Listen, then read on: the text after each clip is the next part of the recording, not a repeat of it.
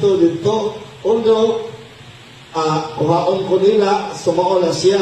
So, makahilugdom ako ko nga, opportunity kaayo na samtang buhay pa ko, naapak ko'y panahon sa panalagad. Kaya alam mo ito, ibutan dito nga, kung matiguan na ta, wala na kayo mahimo, serving, doon na pa kay energy, bata pa ka, kinahalang gid, i-double time gini mo ang paglalakad sa Ginoo.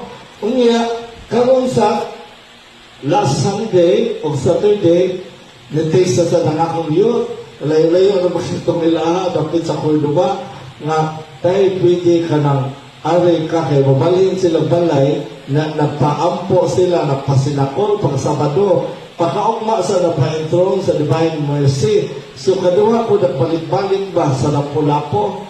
Niya, dayon, nakaingon ko mga Lord, kanang salamat ni Gracia nga imong gihatag ng ko, kay kung wala pa ka, mubalibad ko.